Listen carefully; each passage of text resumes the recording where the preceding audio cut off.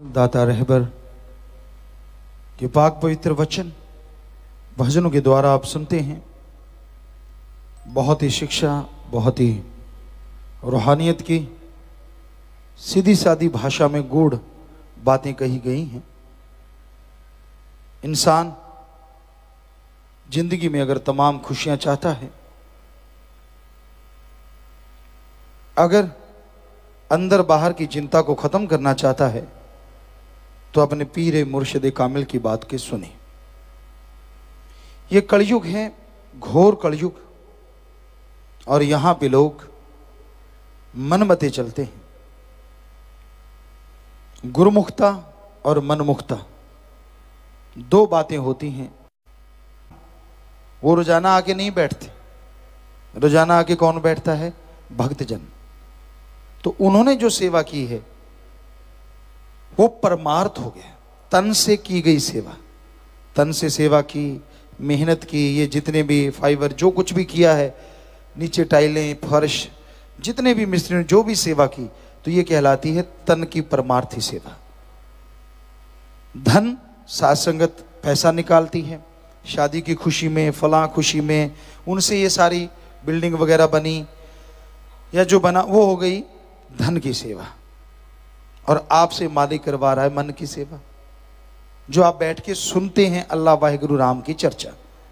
तो ये एक उदाहरण है कि इसी जगह पे तीनों सेवाएं हुई हैं, तन, मन और धन। तो ये है तीन तरह की सेवा। आदमी सोचता कैसी होती है वो सेवा, यही होती है जो आपको बताया है। मन की सेवा थोड़ी मुश्किल सेवा है। सत्संग सुनना, अभी भजन वाणी चल रही होगी, कई आपस में चुगलियां करना, दूसरी को ये वो है, ये ऐसा है, फलां वैसा है। क्यों अपनी भक्ति पे पैरों पे बट्टे मार रहे हो? अरे इस एरिया में जब आके बैठते हो, दुनिया और दीन की खबर छोड़ दो, सिर्फ अल्लाह राम मालिक से नाता जोड़ लो, फिर देखो कैसे नजारे मिलते हैं।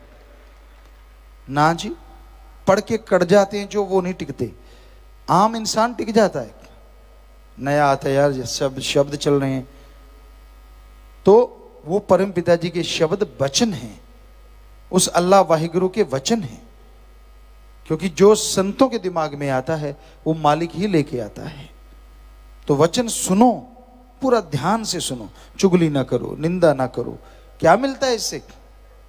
क्या हासिल हो जाता है? क्या आप बड़े हो जाते हैं? क्यों मुझे पता है दूसरों को पता नहीं है? क्यों नहीं शांतमती से भजनों को कानों में डालते? अरे सुमरन नहीं कर पाते, संत पीर फकीर के भजनों को ध्यान से सुन लो, अमल कर लो, तो भी जिंदगी में खुशियां ही खुशियां आ जाती हैं। तो ये है मन की सेवा। मन टिकता नहीं। मन की सेवा दूसरी तरह से होती है, राम नाम के लठ पड़ते हैं उसके, और आत्मा की खुराक बन जाती है। जब मनमते चलोगे, कई लोगों को हमने देखा तन मन धन से सेवा नहीं करेंगे, बीमार हो गए उस पे 10 लाख लगा देंगे, आगे बच्चे बीमार हो गए, वो दुखी हो गए, उन पे पैसा खर्च करते रहेंगे, परमार्थ नहीं करते। करोड़ों अरबों पतियों को देखा, दीन दुखियों की मदद, या यहां भी आके साथ संगत ने बैठना, यहां आश्रम में जो भी चीज बन रही है, हम आपको 100% गारंटी देते हैं ये परहित के लिए है, इसमें कोई अपना हित किसी का कोई भी नहीं है।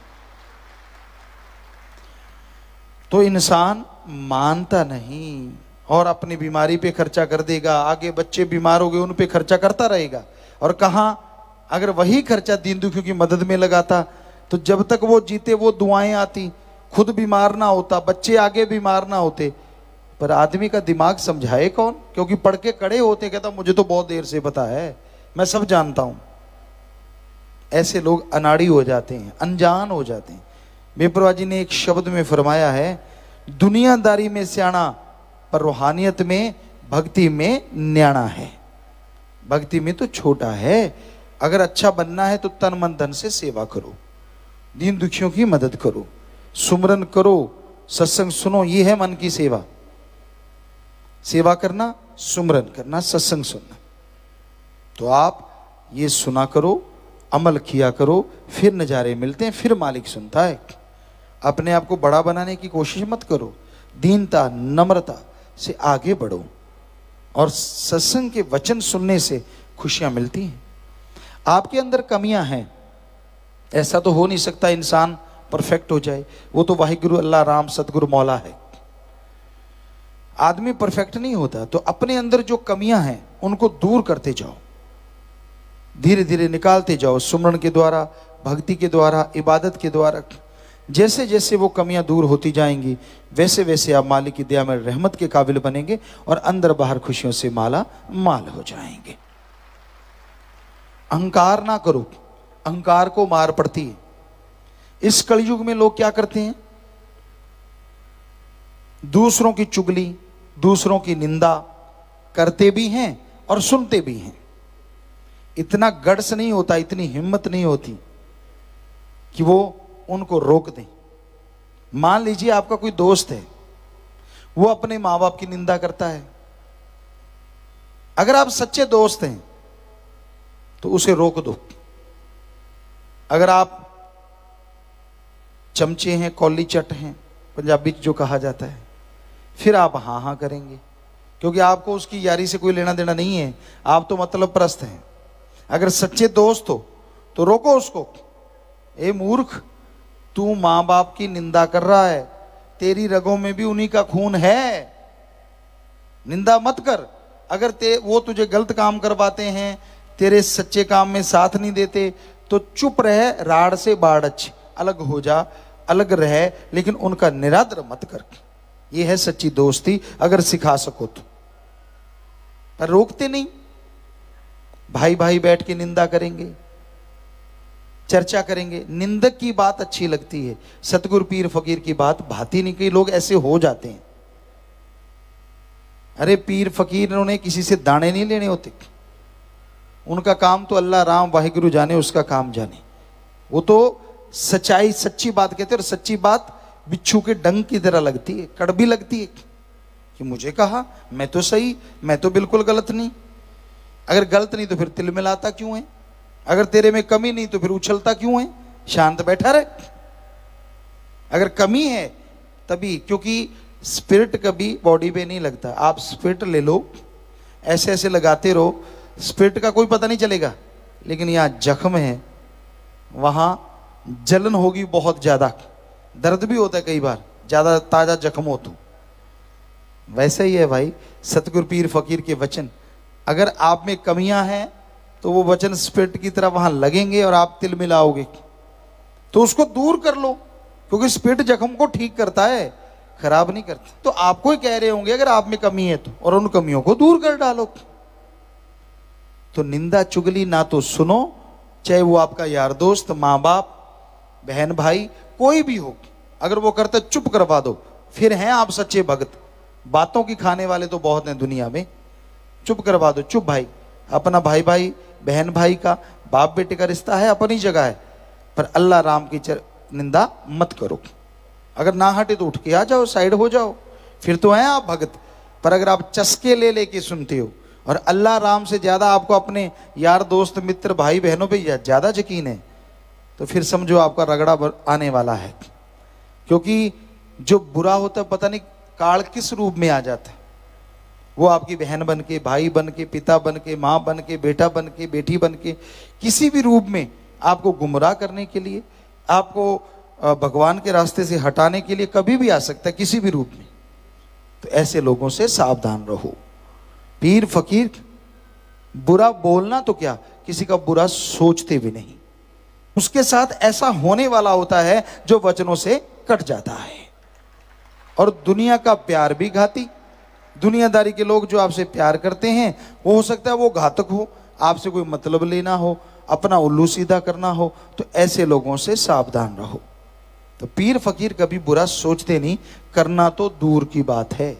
इसलिए दृढ़ यकीन रखो, सेवा सिमरण दृढ़ता से करते जाओ, क्योंकि वो आपका है। किसी के कहने से सेवा से ना रुको, किसी के कहने से सुमन करना बंद ना करो, क्योंकि उसका कुछ नहीं जाएगा और फिर आप सोना बनते बनते कहीं पित्तल ना बन जाएं। इसलिए हमेशा ध्यान रखो, सेवा सुमरण आपका पर्सनल है, उसमें से कोई हिस्सा नहीं बटा सकता।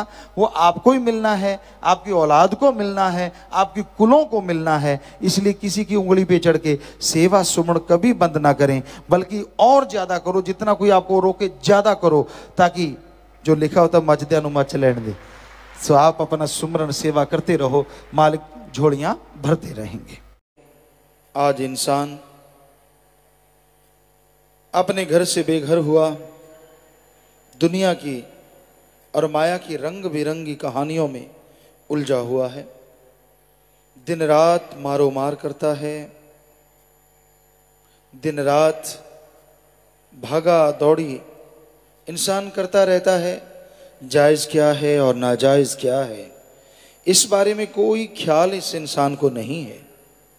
दिन रात पगलाया हुआ, दिन रात मायक पदार्थों में उलझा हुआ, मालिक से दूर होता जा रहा है।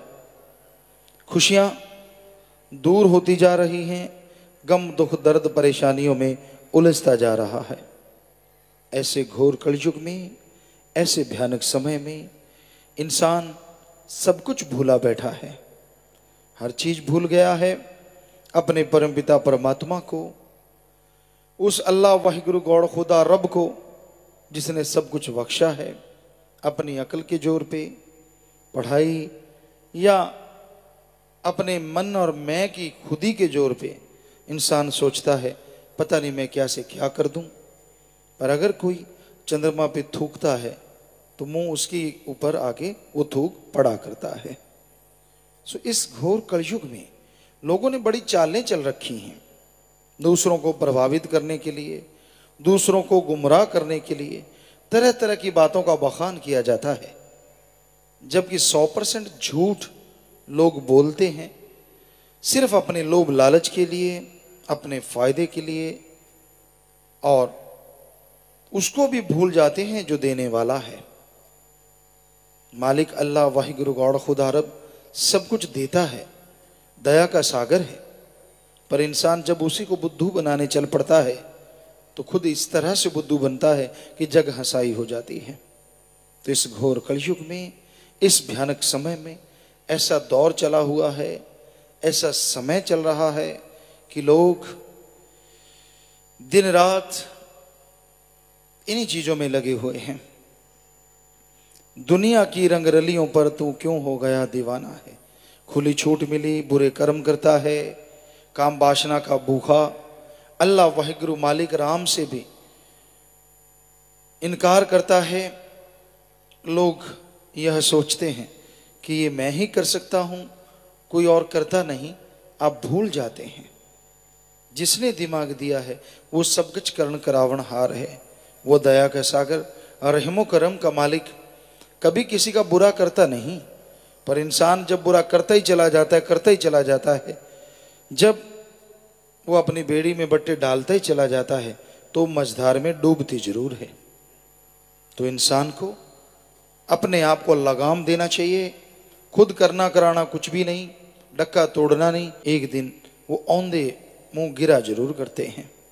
तो भाई यही बेपरवाह जी ने फरमाया, तो इस माया के फूलों पर क्यों देख देख कर फूला है।